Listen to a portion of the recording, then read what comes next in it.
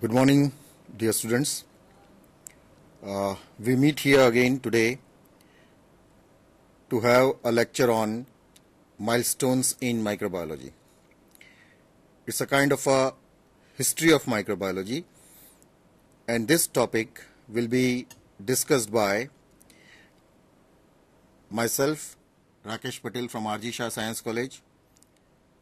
On my left, I have Nipa Ben from MNN Virani Science College, and on my right I have with me Mehulbhai Dave from the same MN Virani Science College, Rajkot.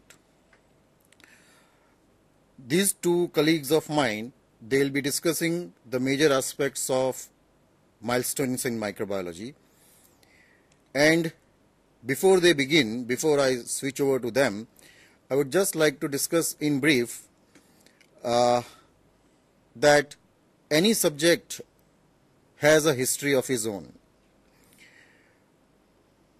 The earth, which was formed approximately 4.5 billion years ago, was not a suitable environment for anybody or any cells to live.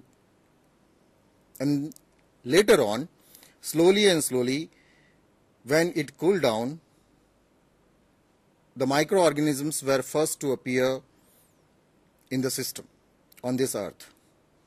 And I am sure that they are going to continue even when other forms of lives have been destroyed. This is because that they are able to adapt to any environmental conditions. So it is not possible to ignore microorganisms at any time. They live with us, they live on us, they live inside our body, and they are responsible for lot many diseases, as well as they are also very helpful to us for various industrial fermentations, and we make use of those organisms for our benefit. Now, the basic aim of studying microbiology and its history is to see that how these scientists in good old days, when the technological advancement was very poor, or I would say there was no techniques, advanced instruments, microscopes and other things which were available, there also the scientists, they toiled hard, they worked hard, and they could discover something about microorganisms. The role of microorganisms have been established since very long, even before thousands of years ago, when the mankind used to flourish and the civilization started. The use of beer, the use of wine, bread, all these things were being produced by the civilizations which were long back, without their knowledge that the microorganisms are involved in this. Therefore, you can say the history dates back to long back, but the existence of microorganisms we came to know when the scientists discovered microscopes and worked on it. Now, the details regarding those kinds of technological discoveries and the role of various scientists in microbiology will now be taken up by Nipa Ben, and she will explain to you the various milestones in microbiology. Please, Nipa Ben. Good morning, students. As Dr. Rakesh Patel has rightly said, I am here to take you to a journey of historical developments in the subject of microbiology. The title is Milestones in Microbiology. Microbiology is the study of microorganisms which are usually less than 1 millimeter in diameter, which require some form of magnification to be seen clearly. For example, viruses, bacteria, fungi, algae and protozoans. As you can see in this slide, these are the pictures of these microorganisms, and they are truly very fascinating. The question is, why should we study microbiology? The answer is, they are very closely associated with our lives. They play useful role as well as harmful role. Let's have a look at some of the useful roles. They are used as food, for example mushrooms. They are used in the preparation of food, for example yeast, which is used in the preparation of bread and breweries. Industrial production of alcohol, acid, antibiotics, vitamins, vaccines, enzymes and many more products. They help in digestion of food. They are used as biofertilizers, biopesticides. They are used in the bioremediation of pollutant waste. They are used as tool in molecular biology. They are also used as protection from pathogens. While these are some of the harmful roles, they cause diseases to us, to animals, to plants and to insects. They are parasitic to micro as well as macroorganisms. They are responsible for spoilage of food, fabric, paper, paint, wood, leather, etc. They are used as weapon in bioterrorism. They carry out biodeterioration. They cause pollution and many more harmful roles. So now the answer is, it is very important that we study them. But before we study any branch of science, it's very important that we should know the historical development of that branch so that we know the importance of what we have today. So let's go to a journey of history of microbiology. The diseases were known to mankind since long, but it was considered that these diseases are caused by God. It is God's curse. Those who were not living an honest life were thought to be punished by God. Sick people were taken to temple or to holy men for curing. This was the understanding the worldwide. The discovery of microbial world is really a very fascinating journey. As the picture shows, it's a timeline of early Earth. As you can see, the Earth was formed some 4.5 billion years back, and the first crust was formed some 4.2 billion years ago. 4 billion years ago, the comets, the meteors and all those aspects or the objects from the sky started to fall on this earth, and 3.85 billion years back, the first traces of biochemicals started to appear on this earth. The oldest fossil that we have is 3.7 billion years back, and that is supposed to be of an archaebacteria. Lucretius was a Roman philosopher in 98 to 55 BC, and Girolamo Francesco, a physician. They believed in invisible creatures and they were responsible for diseases. Francesco Stelluti in early 1600s observed bees and weevils using a microscope.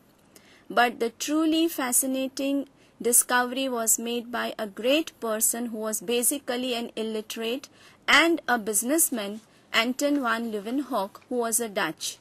In his lifetime from 1632 to 1723, he first reported microorganisms and called them as animalcules.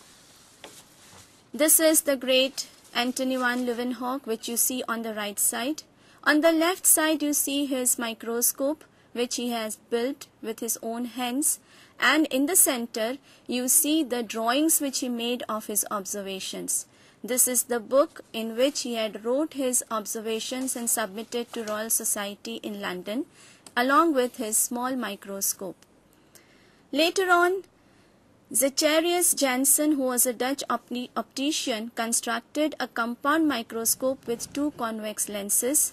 Galileo, an Italian astronomer, improved this compound microscope, and Athanasius Kircher reported the presence of germs invisible to naked eyes in decaying bodies, meat, milk, and diarrheal sample.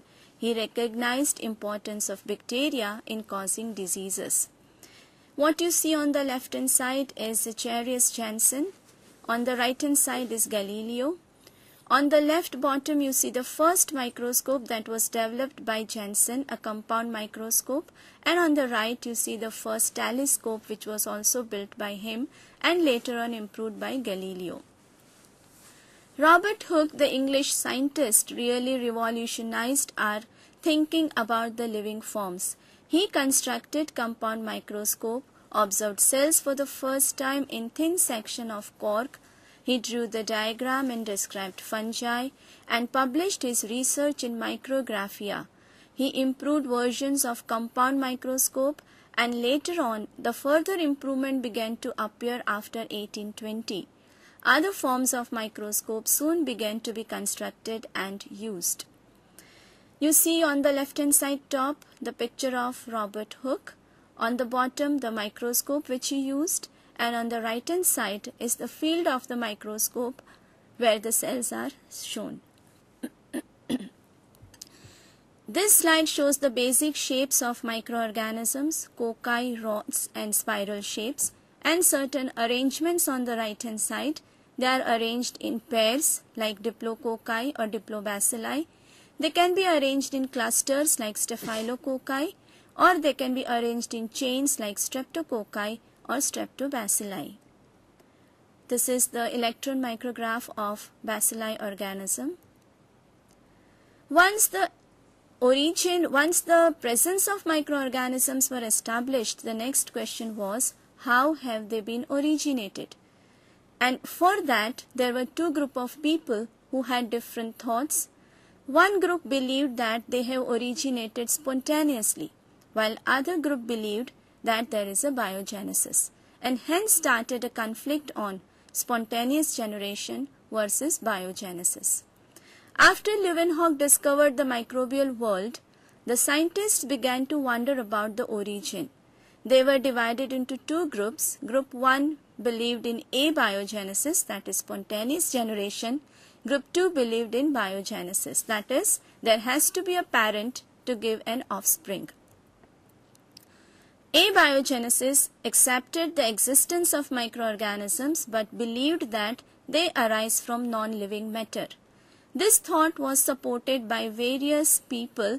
The first was Aristotle, the Greek philosopher, who explained that frog, mice and other animals can arise from simply the mud. Virgil described the method for propagation of bees.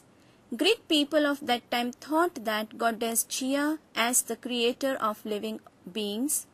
Van Helmont gave recipe for the production of mice from grains, clothes and cheese. While John Needham, an Englishman, he created an experimental setup where he boiled mutton broth, then sealed and still observed growth after a period of time, and said that they have developed on their own. Felix Fauchet, a French scientist, proved the growth without contamination from air. What you see here are the bees which Virgil had discussed, and at the bottom the flask in which John Needham had kept his boiled meat. While the biogenesis was accepted by many people, and this thought says that all form of life arose from the pre-existing parent-like organisms or from their seeds or germs. It proposed that life begets life. Spontaneous generation was disapproved by Francesco Redi. He was an Italian physician, and he was the first one to support biogenesis by an experimental setup. The maggots which he had wanted to grow were unable to be grown on meat if meat was covered with gauze. The left hand side picture shows Francesco Redi, while the right hand side shows his 3 flasks in which he had put the meat for the formation of maggot. As you can see here, the 3 beakers have been taken in which pieces of meat were kept. In the first flask there was no cloth or no stoppage to the beaker. The second one was airtight, while the third one was covered with a piece of cloth. As air could not enter into the second and the third one, no maggots grew, while as the first one was open, the maggots could grow into that beaker. This thought of biogenesis was later supported by Louis Jebold, who questioned the belief that animals and vegetative materials contained a vital or vegetative force, as was put up by Needham. Spallanzani questioned experiment of Needham and supported biogenesis, while Schwann, Friedrich, Schroeder and von Dusch said that air is, if allowed to enter into flask only after passing through heating or sterile wool, would not support the growth.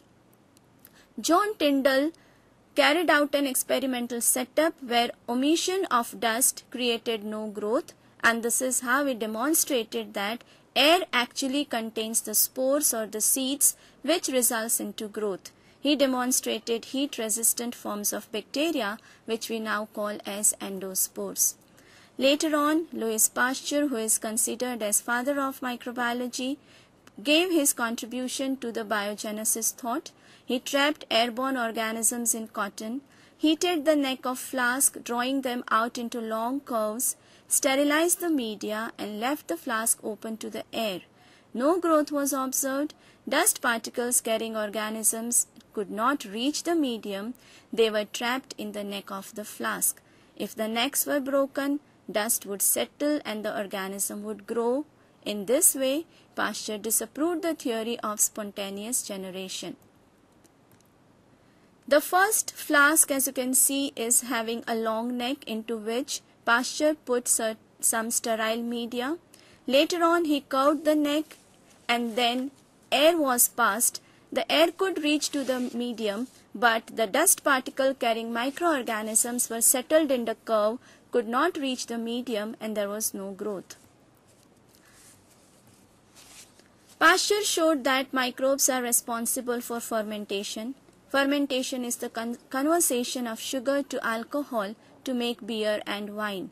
Microbial growth is also responsible for spoilage of food, and bacteria that use alcohol and produce acetic acid spoil wine by turning it to vinegar. So, that was the fundamental discoveries which established microbiology as a basic science. But still, one microorganism of the group was still missing, and that was viruses. So let's see the discovery of viruses. What you see here is an electron micrograph of a virus of bacteria E. coli known as T4 phage. Louis Pasteur again contributed to this, and he carried out transmission of viral diseases from one host to another and studied the rabies disease. Mayer in 1886 explained about mosaic disease of tobacco, while Ivanovsky studied tobacco mosaic disease, showed the filterable nature of the causative agent, and said that the disease can be spread by taking out juice from the infected leaf and applying it to the healthy leaf. B.J. Ring confirmed Ivanovsky's work and named the causative agent as Contagium vivum fluidum. Contagium means the one that can spread by contact, vivum something that is poisonous, and fluidum that is fluid. Twort and D. Harrell observed disappearance of bacterial colony and coined the term bacteriophage, while Stanley purified and crystallized tobacco mosaic virus and showed that it contains protein and RNA. Thiele prepared yellow fever virus vaccine, while Hershey and Chase demonstrated that DNA is hereditary material in T4 bacteriophage. Salk prepared the heat-killed or formalin-treated polio vaccine, while Isaac and Lindenmann discovered interferon from virus-infected animal cells. Dirner described viroids, while Stanley Prusiner discovered prions. So students, it was a journey to the basic history of microbiology, the day one from which this science started. Today it is an established science, but microbiology has its application in various fields of other sciences like medical science, agriculture, industry, chemotherapy, and many more. To discuss those applications of microbiology, I have with me my colleague, Professor Mehul Bhai Dave, who will take you to the further journey along with us. Thank you. Mehul Bhai. Good morning, everybody, my dear students and colleagues. Professor Nipaben has rightly told that microorganisms are connected with us, they are present in us, they are present on us, they are connected with each and every aspect of our life.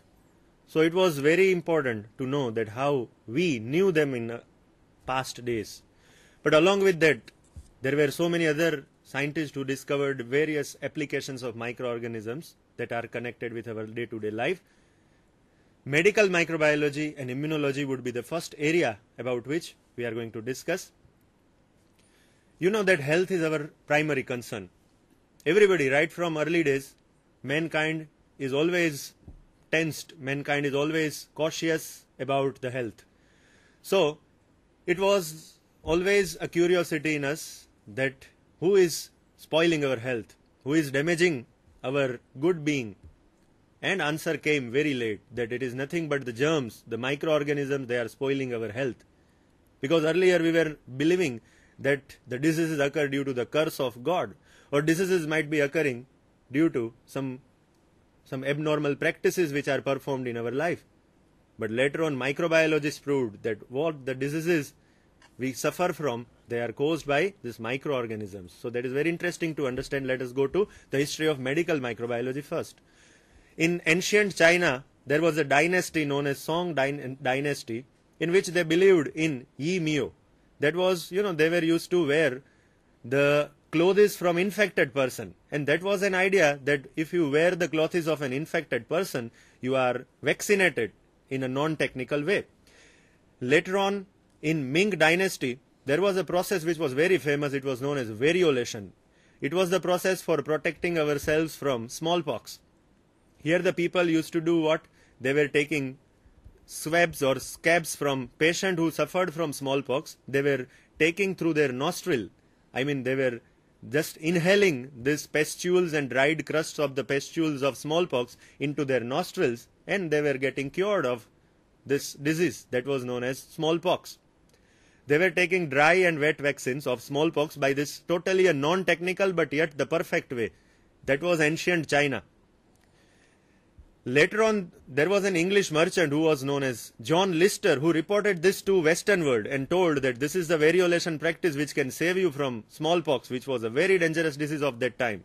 Today, it has been eradicated, but earlier it was the disease about which everybody was afraid. Later on, there was a Lady Mary Montague. She was the wife of British ambassador to Constantinople, and she practiced this variolation process for her own children and protected them from smallpox. Again, just remember, at that time there was no smallpox vaccine. It was a non-technical but yet perfect way of protecting from smallpox. There was a person who was top of top in immunology, whose name was Edward Jenner, who moved from one place to another place in entire Europe and made the people aware about protection against smallpox. What he did, he observed one thing, that people who suffer from cowpox don't get smallpox. Cowpox is a name of infection which occurs in milkmaids. So he observed that if you suffer from cowpox once, you will not suffer from smallpox. So he did some experiments with that and told people that you get infected deliberately from cowpox and you will surely be protected against smallpox. He did this on a boy known as James Phillips, along with the great scientist. The boy on whom this experiment was done also became famous and immortal by his name. So this is the paper which was published by Edward Jenner for explaining the world that how you can prevent occurrence of smallpox. But again, my dear friends, always remember that was not a technical form of vaccine, that was a non-technical vaccine. The first ever technical vaccine was developed later on by Louis Pasteur. You can, in the previous slide, you have seen the photograph of Edward Jenner who was doing this process on a boy. Now, it was slowly people were believing that microorganisms are responsible for causing disease. That was known as germ theory of disease. Earlier, as I told you, people believed that disease occurred due to God's curse. Later on, we came to know that disease occurred due to this microorganism and they are not connected with any this kind of religious thing. So, Agostino Hazzi, he showed that a silkworm disease which is occurring on our skin, it occurs due to fungus. Later on, Berkeley, he demonstrated that the disease potato blight of Ireland, that was also caused by fungus. And father of microbiology as well as father of biotechnology, the great Louis Pasteur, first time showed that the disease pebrine which occurs in silkworms, it was caused by a protozoan, and by that way he helped the entire silk making industry of Europe. Another eminent scientist in the sequence was Joseph Lister, who first time gave us the concept about antiseptic use in medical practices. What he did, he treated the wounds with phenol sprayed in air, and ultimately he suggested doctors to use this approach in surgical incisions, and by that way the post-operative infection cases were decreased, surprisingly. So people started believing that selective toxicity towards the microorganism can be given by certain antimicrobial agent. These are the photographs of Agostino Bazzi and Joseph Lister. Louis Pasteur, as I have told you earlier, he gave us the concept of fermentation. He helped so many industrialists, say for example winemakers, by helping them in pasteurization of wine. You know that today pasteurization is famous for milk, but in earlier days pasteurization was practiced for wine production. He also helped the silk making industry by eliminating disease pebrine from silkworms. He also helped the woolen industry of Europe by eliminating the disease anthrax, and he has finalized the theory of disease which was called germ theory of disease. Earlier, as my previous colleague Nipa madam explained, that Louis Pasteur has also given us one fundamental concept, that is life comes from life. So there are a number of contributions of Louis Pasteur. He helped people in doing good hospital practice, and you can control the spread of disease. He technically used vaccine for the first time, and he told people that if you use this vaccine, you will be protected from infections in the coming days. And the generosity and greatness of Pasteur was that he used the word vaccine as a reward to Edward Jenner, because Edward Jenner worked on the disease cowpox, and in French, vacca is meaning cow. So the vaccine designed by Louis Pasteur was a tribute to Edward Jenner. That was his greatness. Louis Pasteur also helped the people for saving the self from the infection of rabies, and he developed the process of pasteurization also. So after the gigantic contribution of Louis Pasteur, people really started believing that diseases occur due to microorganisms, and microorganisms were of their prime concern. આપણે કહ્યું છે ને, પહેલું સુખ તે જાતે નર્યા અને બીજું સુખ તે ભંડાર ભર્યા.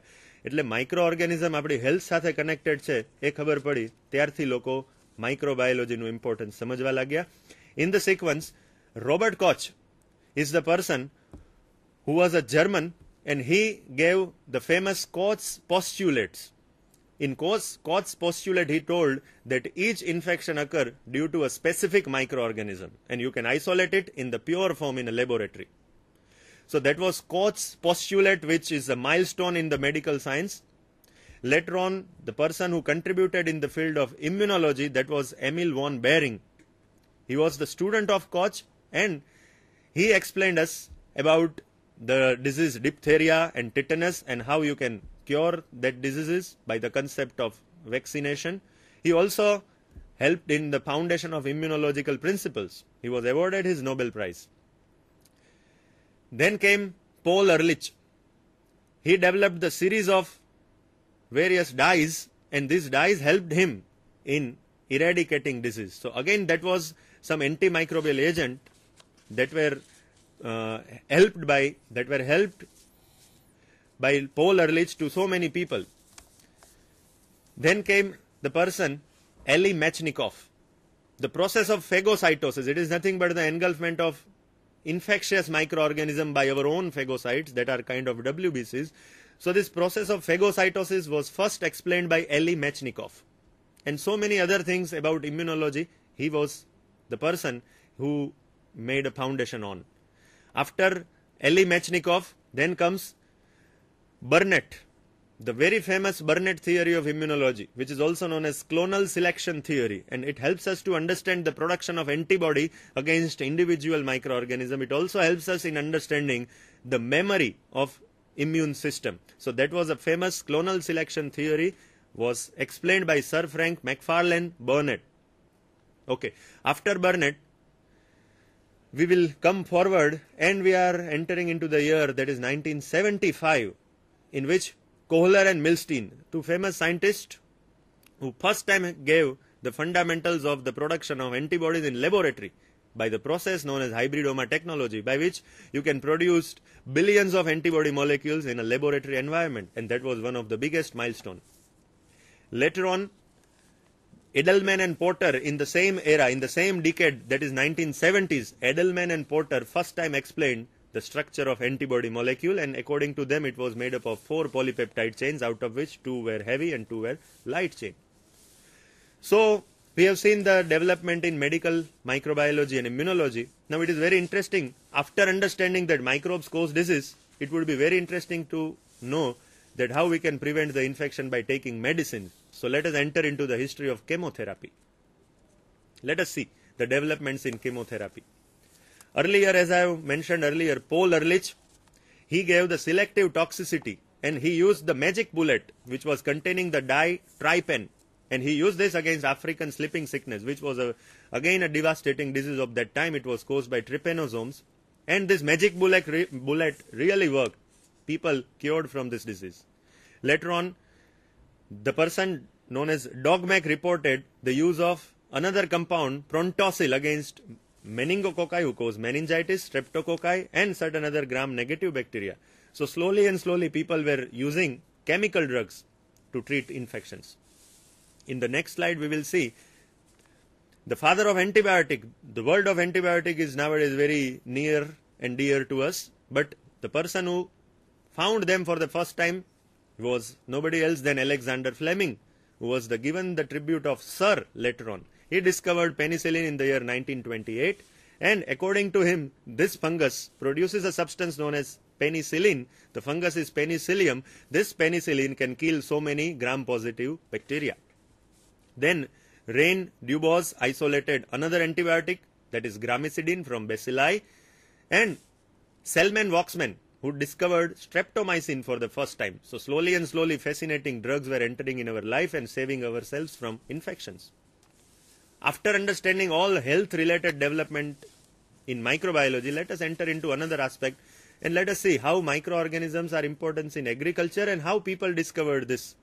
Let us go to the history of agricultural microbiology. The father of soil microbiology, Sergei Vinogradsky, who explained the role of bacteria in nitrogen fixation and isolated them also as a pure culture. And today, friends, you know that without nitrogen fixation, the life on earth cannot be possible. So first time the person who found this was Vinogradsky. Beirink, M.W. Beirink, who isolated symbiotic nitrogen fixing bacteria and cellulose digesting bacteria also. He experimented on tobacco mosaic disease also. The most fascinating field of today, it is molecular biology, which is the mother of biotechnology, bioinformatics, and many other modern applied sciences. So this molecular biology has a very interesting history. The person who is known as father of genetics was a priest. His name was Gregor John Mendel, who lived in Austria, in the country, in the city known as Altbrunn. He had given fundamental principles related to inheritance. Then almost 100 years before this year, in the year 1909, so 101 years ago, the person David Johansen, who first time coined the term gene. So friends, it has been more than 100 years since we are knowing the gene. Then came Thomas Hunt Morgan, who laid very important foundation in the field of molecular biology, because he told for the first time that the units of inheritance, what we call as genes, they are present nowhere else, but they are present on chromosomes. So he gave chromosomal theory of inheritance for the first time, and since then we have understood the importance of chromosomes in inheritance. Griffith, or Frederick Griffith, who made a very important experiment in the year 1928. It was the experiment of transformation, and by that way he laid a stone to understand that these genes are made up of DNA. The person, or you can say the two person, the scientific partners Beadle and Tatum, who explained that one gene is responsible for the production of one enzyme. Today there are so many advancements in this theory, but the fundamental theory was laid on by Beadle and Tatum in 1941. Avery, MacLeod and McCarty, these are the three persons who continued the experiment done by Fred Griffith. Griffith did the experiment with streptococci and found that the streptococci can develop the capsule if they are given an unknown substance. but the unknown substance which goes and gives the characteristic was found to be DNA, and this characteristic of genetic material to be the DNA, it was found out first time in 1944 by Avery, MacLeod and McCarty. By that way they explained the world that the genetic material is made up of nucleic acid, that is DNA. There was a question that the genetic material is DNA, it's okay, but what is the hereditary material, the material which passes from parents to offspring? What is that? Is it protein or it is DNA? The answer was given by Hershey and Chase, who used some radioactive isotopes and proved that the material which is DNA, it is passing from parents to offspring, and it is responsible for all characteristics in our body. So DNA as hereditary material, the principle was given by Hershey and Chase, James Hershey and Martha Chase. Frankel Conrad, these two scientists in 1960s first time found that not only DNA but RNA, that is ribonucleic acid, can also be a genetic material. And they found that RNA is a genetic material in only exceptional microorganisms which are known as viruses, and not all virus, only certain viruses like tobacco mosaic virus or animal virus, say for example HIV, that are retroviruses, they possess not DNA but RNA as their genetic material. So that was very interesting foundation stone laid by Conrad and Frankel, that they proved that RNA is the genetic material. In the history of genetics, there was a lady whose contribution should never be forgotten. She was Rosalind Franklin, who died at very early age suffering from cancer, but she found all the fundamental structure of DNA by X-ray crystallography, and based on all this information of Rosalind Franklin and Maurice Wilkins, the famous two scientists whom you know as the father of molecular biology, say for example, they were James Watson and Francis Crick. In 1953, they gave double helical model of DNA. My dear friends, as you are studying in college years, you must have heard the name of Watson and Crick. Watson is yet living and doing a lot of scientific research nowadays. He is 82-year-old. He is living in California and doing a lot of work over there nowadays also. So after Watson and Crick's era, the very fast development of molecular biology, biotechnology, genetics, and so many other connected branches took place. We will come into the year 1958, in which Michelson and Stell, they proved that DNA replication occurs by semi-conservative way. Then after 3 years, Jacob and Monod, they gave the fundamental explanation about the regulation of gene expression. Today we know that how our genes are expressed and how their regulation is taking place. But that was first time explained by Jacob and Monod. They gave very famous operon model. And this operon model says that all the genes present in the cell, they do not express at all the times. Only some genes express in a cell at a given place and at a given time. That was a very basic theory which was given by Jacob and Monod in 1961, and for giving this theory they studied the utilization of lactose by E. coli. Then comes the Indian scientist Dr. Hargobind Khorana, who lived in USA in his lifetime. In California, along with Holy and Nirenberg, he gave the theory that is genetic code. They cracked the genetic code. They found that genetic code is triplet. Today we know that each amino acid in a protein, it is coded by a triplet code of DNA, and later on it comes into mRNA. So this genetic code is made up of 3 nucleotides. It was first time found by Khorana, Holy and Nirenberg. That was the year almost 1970s. Today the word genetic engineering is very famous to us. One of the biggest technology of genetic engineering is recombinant DNA technology. This recombinant DNA technology was given to us by Stanley Cohen and Herbert Boyer in the year 1972. I think, friends, all of you are knowing that the insulin which is needed by diabetic patients is in always scarcity because the source of insulin is very limited. Earlier it was collected from pigs, but first time in the history, insulin, which is a human product, it was produced from E. coli cells by the technology recombinant DNA technology, and it was done by Cohen and Boyer in 1972. So it was the first experiment of genetic engineering. It was a successful experiment. Then came the year 1977. Sanger and Maxam Gilbert, individually they gave two different methods of DNA sequencing. And with the help of that method, today, if we have an unknown piece of DNA, we can find out its sequence. So today in molecular biology and genetic engineering, Sanger's and Maxam Gilbert's methods are very important. One more very much important year was 1984 in the history of all the branches of biology. Not only microbiology or genetics or molbi or biotechnology, but the technology which is also famous as People's Choice Reaction. But the technical name is polymerase chain reaction. This polymerase chain reaction technology was first time developed by Kary Mullis, and it was developed just as a fluke because he was traveling somewhere and he got a sunstroke and found that heat causes very much bad effect on our body. He found that heat can also cause a bad effect on DNA. He increased the temperature of DNA up to 92 and separated the two strands of DNA. And by that way, he found polymerase chain reaction by which we can amplify the DNA molecules in laboratory environment. Today we are, very much aware about the word cloning. It's a buzzword of today. But the experiment of cloning was first time done by Dr. Jan Wilmot, who produced the famous sheep Dolly. I think all the biology students must have heard the name of Dolly, which was the daughter of a Swiss mother, and it was 100% a look-alike of the mother. That was the first ever experiment of cloning in 1997. But my dear friends, it's a matter of proud for us, for our Indians, that Dr. Hargobind Khorana in 1983, way back, he told the world for the first time that I have the technology by which I can make another Kapil Dev. So that fundamental concept about cloning was in the mind of Dr. Khorana, but anyhow he could not give it the final result. It was the person Jan Wilmot who did this experiment for the first time.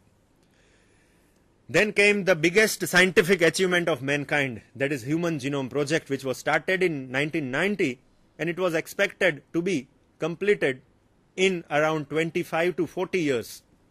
But because of the advancement of the science like bioinformatics, Human Genome Project was completed only in 11 years. And in 2001, Human Genome Project was successfully completed. Two organizations were involved in that. One was Human Genome Organization, which is known as HUGO, and another organization is Celera Genomics. The owner of Celera Genomics is Craig Venter. Those who are reading newspapers are definitely knowing the name Craig Venter because in the history he created artificial life for the first time. He created microorganism in the laboratory.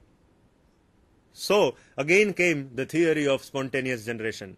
The microorganism can be produced from non-living things. That is proved by Craig Venter. But friends, always believing biogenesis theory because spontaneous generation is a highly advanced technological experiment which was done by Craig Venter in 2000 year, and it was repeated only in this year in the month of April.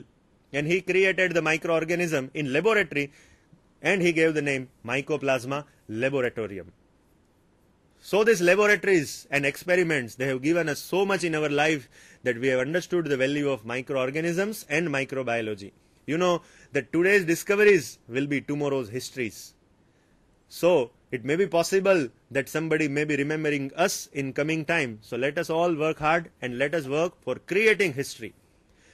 I thank all of you very much for listening to me for this much time. Thank you very much.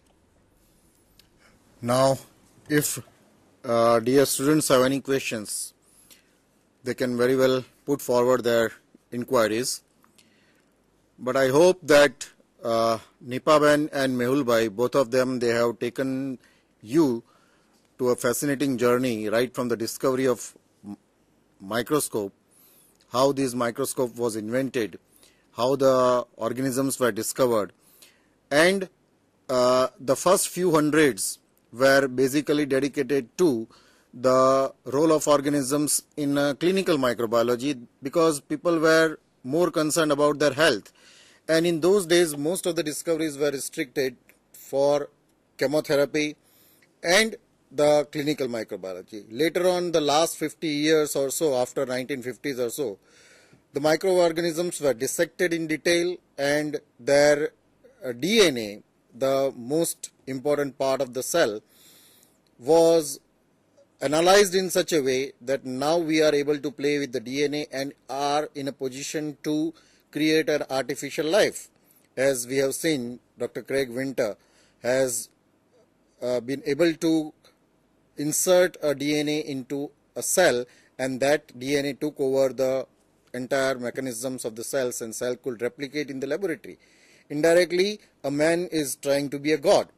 But still, we have a long way to go from here, and the scientists, they are zealously working on it.